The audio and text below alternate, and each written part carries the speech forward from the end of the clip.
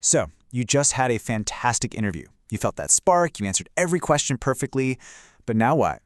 Today, we're going to talk about crafting the perfect follow-up letter, the kind that makes sure you're the one who gets that offer. Ugh, you know that feeling, right? You leave an interview just buzzing with excitement. You know you nailed it, you connected with the hiring manager, everything just clicked. And then, crickets. Just total radio silence. It is so frustrating. But look, the solution is usually in your hands, and it all starts with what you do right after you walk out that door. You know, there's an old saying in the sales world, the sale is in the follow-up. And let's be real, a job interview is a sales pitch, and you're the product. Following up isn't just about being polite, it's a total power move. It keeps you right at the top of their mind, and it's your chance to hammer home exactly why you are the right person for this job. But hold on. Before we even think about writing that perfect message, we have to talk about a huge roadblock. Because honestly, a brilliant follow-up is completely useless if your resume never even made it to a human being in the first place.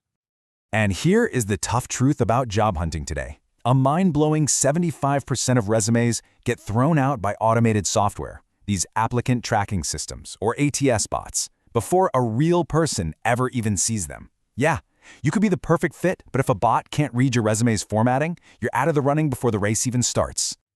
And this is exactly why I wanted to tell you about today's sponsor, MobileCV.ai. It's a tool I genuinely recommend because it's built to solve this exact problem. It's an AI builder that creates a perfectly formatted ATS-optimized resume in like 60 seconds. It uses this really high-end formatting technology called LaTeX, which ensures it just sails right past those bots that kick out normal Word docs. It even has an AI cover letter generator built in. Best part? They give you 3 free credits to start, so you can literally go fix this right now. Okay, so now that we've made sure your resume actually gets to a human, let's get back to sealing the deal after the interview. I'm going to walk you through a really simple 5-point strategy. Think of it as your framework for a message they won't forget. So here's the game plan. We're going to cover being direct, highlighting your skills, adding a little personal touch, and keeping the tone just right. And finally, and this is a big one, we'll talk about why you have to treat this letter like it's part of the interview itself. Let's dive in. Step 1. Respect their time. You have to remember, hiring managers are unbelievably busy. So forget the long, rambling essay. Your letter needs to be short, direct, and straight to the point. Your only jobs here are to thank them for their time and make it crystal clear you're still interested. Keeping it brief means it'll actually get read. All right, step 2 is where you connect the dots for them. Think back to the interview. What specific problems or projects did you talk about? Now, in your letter, you're going to directly link those things back to your own skills and experience. Your goal here is to show them one last time that you are the solution they've been looking for. Now, step 3 is kind of my secret weapon. It's optional, but wow, it can be so effective. If you talked about something a little more personal, maybe they mentioned a book they were reading or a project their kid was working on, a quick one-line mention shows that you are genuinely listening. It makes you human and it makes you memorable. Let's talk about tone, because this is so important. You're looking for that sweet spot, right? Not super stiff and formal, but also not too casual like you're texting a friend. You want to sound warm, professional, and approachable.